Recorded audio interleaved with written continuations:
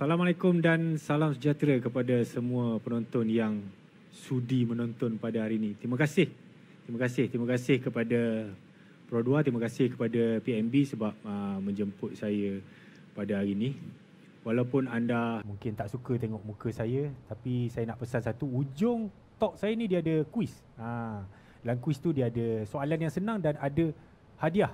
Penginapan 3 hari 6 malam di Legoland Mentakap. Tak, hadiah dia okey. Nanti saya akan umumkan sebab nanti soalan tu keluar saya akan beritahu hadiah apa. Alright.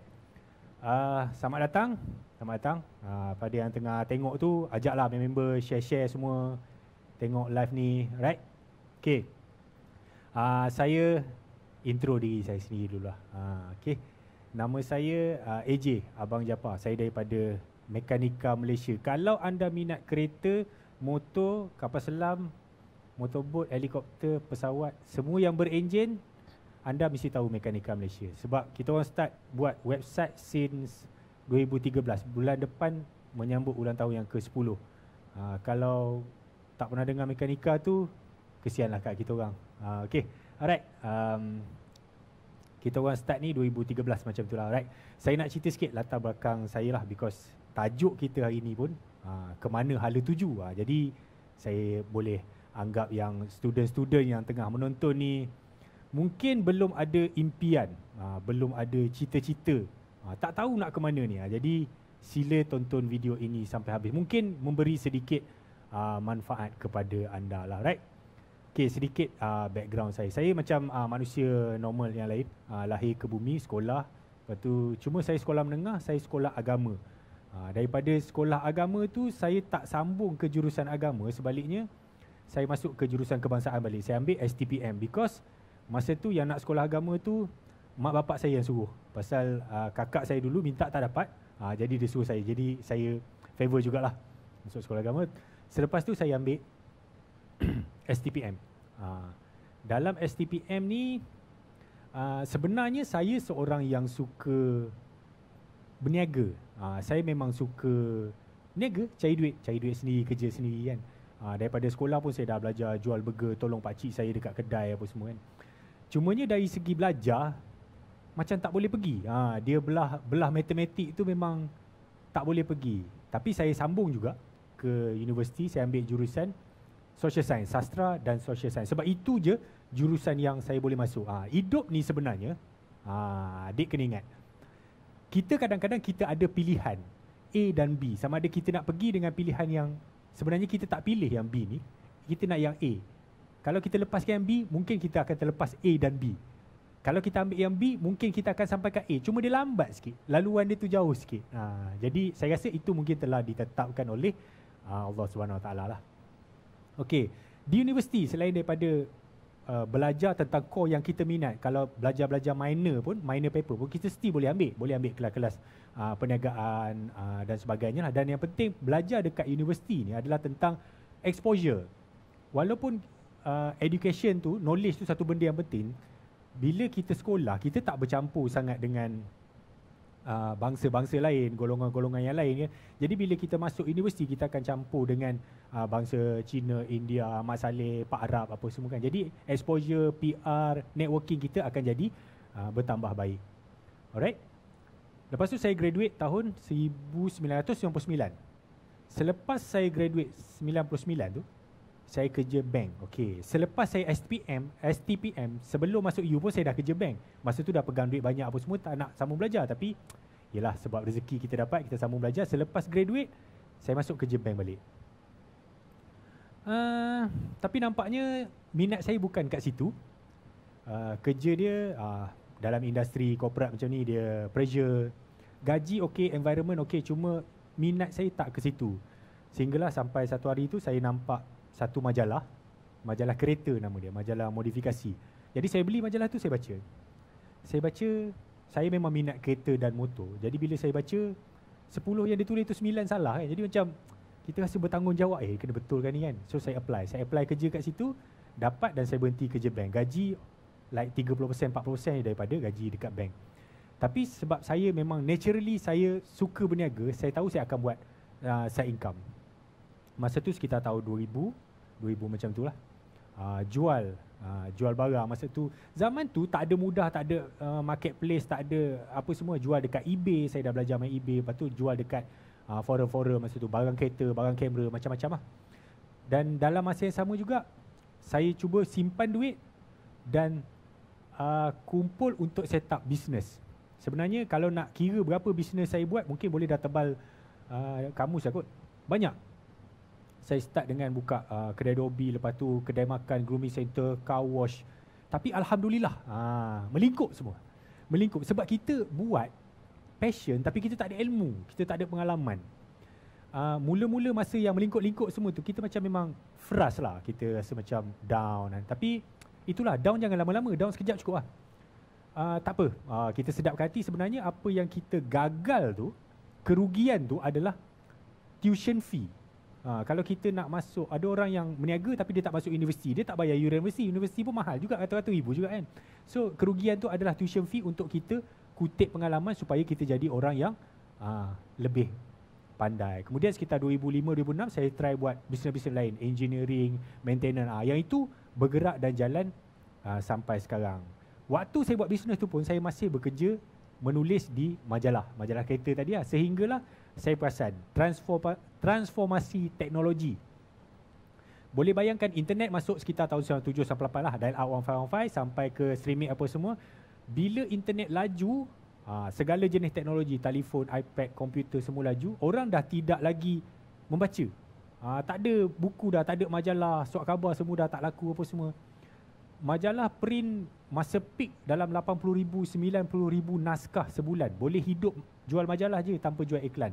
Sehinggalah 2013 print majalah tinggal 5 ke 6,000 saja. So decide tutup majalah tu. Saya forward ke bidang digital. Maka lahirlah pada masa itu Mekanika Malaysia. Kita orang automotive portal yang pertama bahasa Melayu dekat Malaysia. Mula-mula nak gerak tu pun memang struggle jugalah, struggle sebab kita tak ada income kita adalah daripada iklan, banner apa semua.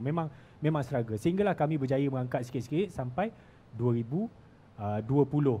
Pun lambat juga. Orang lain dah buat video, dah buat TikTok apa semua, YouTube, kita orang slow. Sehinggalah 2021, 2022 baru kita orang buat TikTok. Jangan lupa subscribe TikTok Mekanika Malaysia, right? Okey, berbalik kepada core perbincangan kita pada hari ini, iaitu masa depan, dan saya diberi tajuk untuk membincangkan tentang STEM. Bukan mengumpul STEM, Sains, Teknologi, Engineering dan Matematik. Benda yang sebenarnya saya tak ada kepakaran pun dalam bidang ini sebab saya bukan dari aliran ini. Cuma bila di usia macam saya yang telah melalui 20-30 tahun pengalaman dalam industri yang berbeza-beza, saya dapat perhatikan dari dua sudut yang berbeza, okey? Sudut pelajar dan juga sudut parent. Secara overall, secara global, memang STEM ni satu core ilmu, aliran teras pada mana-mana negara. Kalau dekat Marikh ada makhluk, kat bulan ada makhluk pun dia kata dia kena buat STEM supaya teknologi segalanya makin maju. Adakah ia salah? Betul. Ia tetap betul. Cuma, okey, ada satu persepsi yang mana kalau STEM ni dianggap core ilmu, non-STEM, maksudnya social science, sastra apa semua, dianggap second class.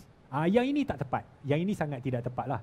Sebab kita dijadikan oleh, kita ada agama. Allah jadikan kita berpasang-pasang, ada lelaki perempuan, gemuk kurus, tinggi, rendah, hitam, putih, wangi, busuk kan. Dia berpasang-pasang. Bukan semua orang ada kemahiran mengira contohnya. Bagi saya, setelah saya tengok benda ni, even dekat anak-anak saya pun, saya tahu dia ni memang tak boleh. Dia memang kemampuan mengira dia lambat, dia tak minat dengan fizik, nombor, angka, kimia, dia tak minat kan. Tetapi cuba bagi dia pen dengan kertas, dia boleh melukis dengan baik, dia boleh menulis dengan baik. Sama juga halnya kalau orang tu pandai dalam STEM, cuba bagi dia pen atau pensel suruh dia melukis, mungkin 99% tak berjaya lah.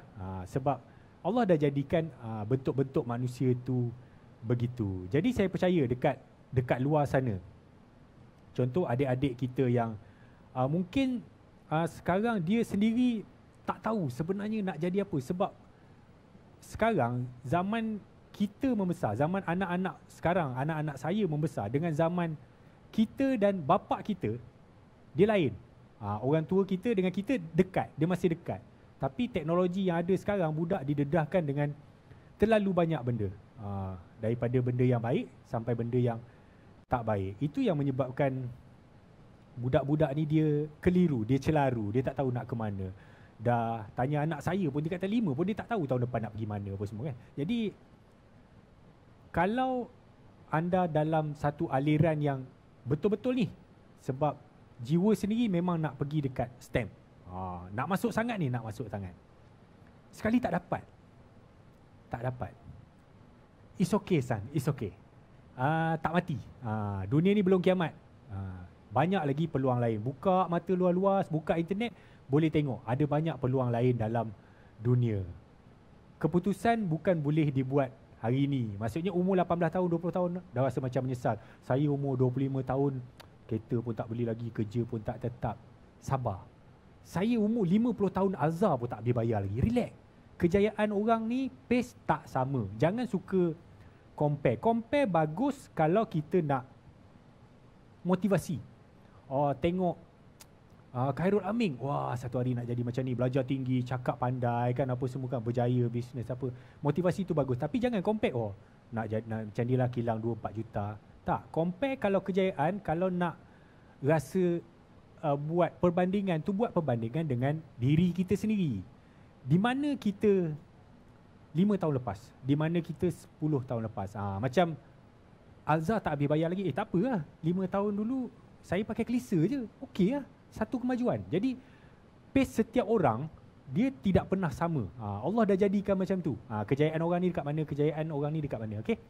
Kalau anda tak dapat STEM tadi, duduk dalam aliran yang non-STEM, it's okay. Kalau suka melukis, go on. Kalau suka menulis, buat copywriting, go on. Sebab setiap industri memerlukan orang-orang ini, orang-orang arts ni. Contohnya nak buat kereta, okey? Nak buat kereta ni, selain daripada engineer dia kena ada designer. Dua contradict. Engineer kalau dia buat, dia mesti cerita tentang coefficient of drag, symmetrical, design ni berapa aerodynamic, spoiler berapa, downforce apa semua. Tapi orang dari segi arts, dia memerlukan sesuatu yang berbentuk cantik. Kalau kita tengok kereta-kereta Pro 2 zaman sekarang kan, boleh nampak tak beza dia selepas 5-10 dia mungkin ramai orang arts tu masuk tu. Jadi compliment orang yang dalam bidang design, dalam bidang seni ni, dia compliment orang yang dalam bidang STEM tadi. Contohnya telefon lah, telefon iPhone kan, iPhone 15 kan, cepat panas tu, tapi dah pakai Type-C. iPhone, kalau engineer semata-mata yang buat, bayangkan produk-produk ni, mungkin iPhone tu tak ada colour merah, biru, hijau, pink, semua tak ada. Dia akan buat hitam, putih, silver dah. Itu orang-orang yang engineer, sangat-sangat objektif dia punya buat dia. Mungkin layout dia tak ada jumpa colour-colour lah, bentuk-bentuk kartun tak ada. Mungkin 4 segi je.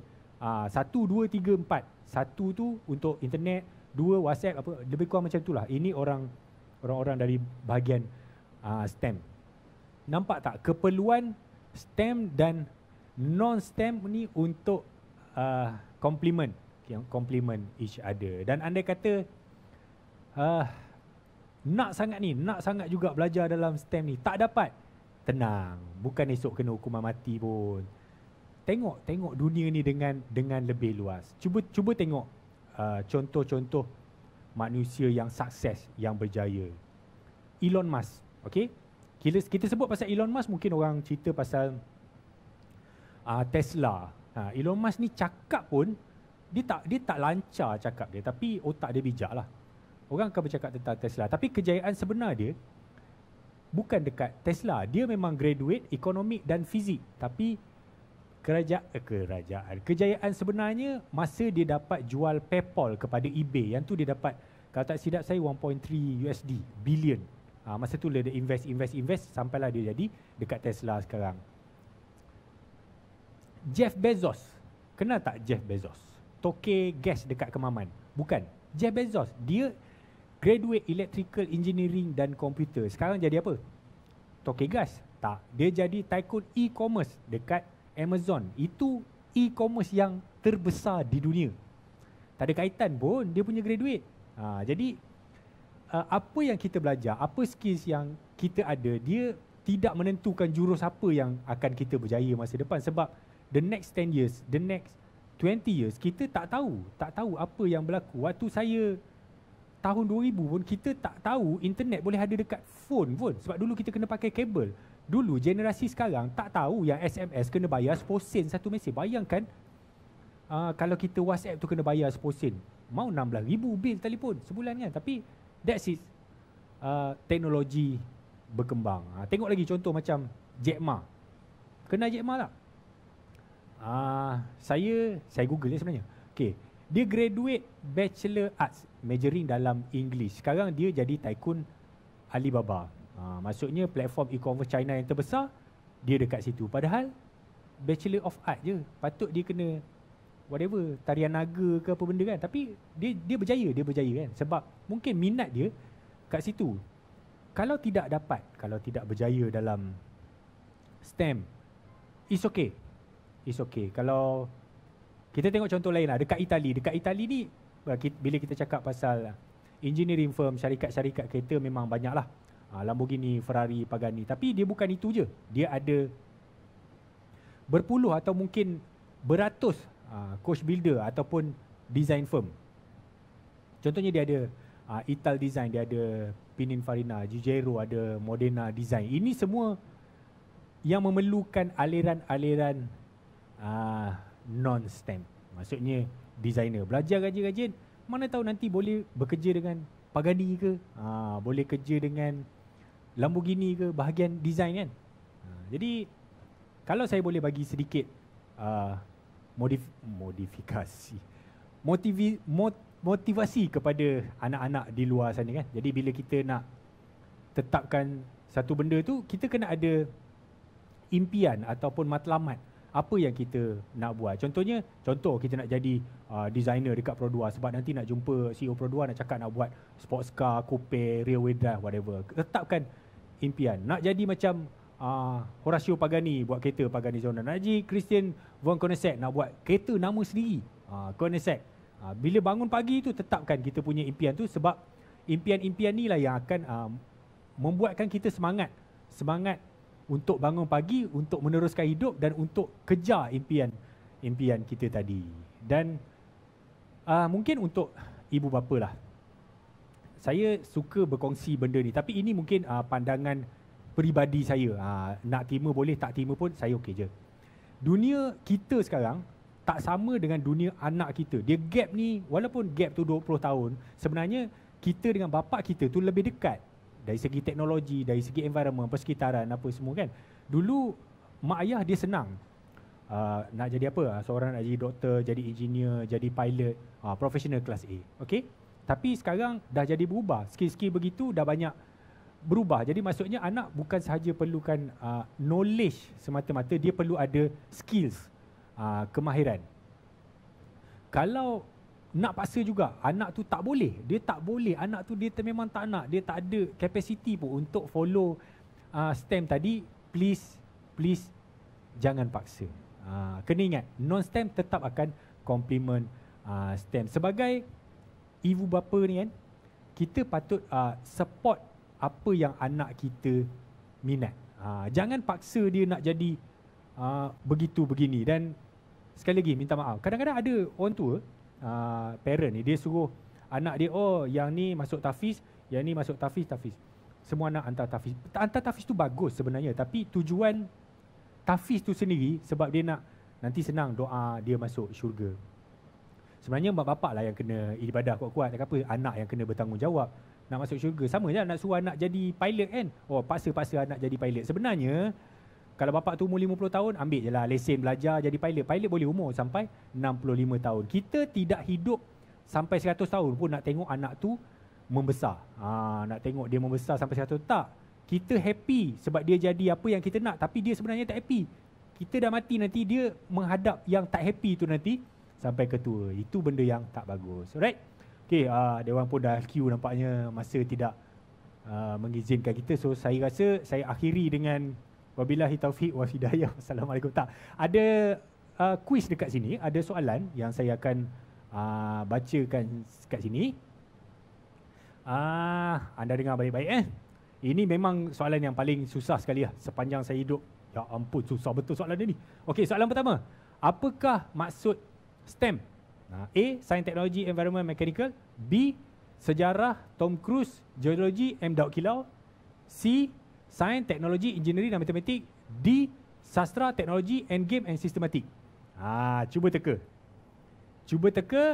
Bagi jawapan tu dekat komen, nanti organizer dia akan pilih siapa yang menjawab dengan betul dapat voucher Shopee RM50. Ada lagi? Tak sempat jawab? Ada lagi? Jangan bimbang. Kami ada 267,000 soalan. Okey. Soalan kedua. Namakan satu design firm daripada Itali. Ini kena tengoklah tadi, video saya tadi. Jadi A, jawapan dia Cordiang Design. B, Mentakap Design. C, Itali Design. D, Milan Design. Cari jawapan tu dan cuba jawab dekat komen dekat bawah. Nanti mereka akan pilih pemenang yang bertuah. Hadiah dia tadilah voucher RM50. Boleh shopping dalam tu. Alright? Ada lagi? Ada. Nombor 3. Soalan dia, siapakah Jack Ma? A, pelakon Alibaba Bujang Lapuk. B, pengasas platform Alibaba. C, CEO Amazon. D, CEO Mengah Holding. Cuba teka jawapan dia mana satu. Saya rasa A jawapan dia. Saya rasa A. Itu yang ke-3. So anda boleh jawab dekat komen dekat bawah tu. Okey, jawab A tau. Okey, yang ke-4. Nyatakan model kenderaan pertama keluaran Pro 2. Yang ini memang paling susah. Paling susah. A, Pro 2 Ativa. B, Pro 2 Rusa. C, Pro 2 Myvi. D, Pro 2 Kancil. Jadi anda boleh pilih mana-mana jawapan tu. Saya rasa D tu salah. Saya rasa lah. Dia macam ada tanda kat situ. Dia kalau salah tu dia tanda kat situ. Jadi itu nombor 4. Soalan kita yang dah dapat jawapan ke belum? Okey, jawapannya kita yang ke-5. Alright. Ya ampun, susah betul lah, makin susah soalannya. Yang ke-5. Pro 2 merupakan akronim kepada jawapan dia A, Perusahaan Kedua Sendirian Berhad. B, Perusahaan Roda Kedua Sendirian Berhad. C, Pengusaha Roda Dua Sendirian Berhad. Dan D, Perusahaan Automobil Kedua Sendirian Berhad. Anda boleh pilih. Ada 5 soalan tadi. Anda pilih jawapan dia objektif A, B, C, D. Mana-mana jawapan yang anda suka, anda boleh type dekat ruangan komen di bawah. Jadi pemenang akan dipilih berdasarkan saya tak tahulah macam mana, tapi dia pilihlah kat situ dekat komen tu tadi. Alright. Terima kasih kepada anda yang sudi menonton sampai habis. Terima kasih sekali lagi kepada Pro 2 dan PNB menjemput saya pada kali ini, walaupun dengan tajuk masa yang singkat. Apa banyak saya nak cerita lagi, tak apa. Nanti kalau ada peluang kita akan berjumpa lagi. Sekian. Terima kasih. Oh, ada lagi seminit. Jadi seminit. Kalau nak jadi, ada yang kata nak jadi influencer, boleh. Jadi yang terbaik, aim yang terbaik. Jadi macam Khairul Saming, jadi macam Boss James. Anak nak jadi influencer, boleh. Suruh dia jadi macam Khairul Amin dulu. Khairul Amin dia graduate kat mana? Dekat US, umur 22 tahun. Hantar dekat US, graduate, belajar pandai-pandai dulu. Barulah dia jadi influencer yang berguna, influencer yang bermanfaat. Jadi orang berpengaruh, bagi pengetahuan dekat orang, biar ilmu tu bermanfaat. Jangan bagi benda-benda yang tidak berguna, sebab itu akan mendidik masyarakat nanti. Kalau kita share benda-benda yang tak berguna, benda-benda bodoh, nanti masyarakat kita semakin tidak pandai. Kalau nak jadi influencer, KOL, Instagrammer, TikToker, whatever, tengok channel-channel macam ni, Khairul Aming, itu Boss James, itu contoh-contoh yang baik. Buat video pun video-video yang bermanfaat, memberi inspirasi, memberi motivasi, memberi knowledge kepada orang. Itu sebenarnya.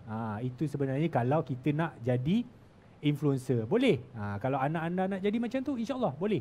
Aimkan ke arah situ kan. Sebab bila kita ada ilmu, kita akan jadi seorang yang berguna. Walaupun kita tak kaya, tak apa. Kaya is not, kaya atau tidak ni bukan benda yang penting. Tapi kalau kaya best jugalah kan. Kaya glamour. Right? Okay. Sekian dulu. Kemana saya nak pergi? Itu tajuk saya ni. Sehingga mungkin kita boleh berjumpa lagi di lain waktu yang sama. Kita kembali ke Seri Pentas. Bukan. Kita berjumpa lagi. Terima kasih.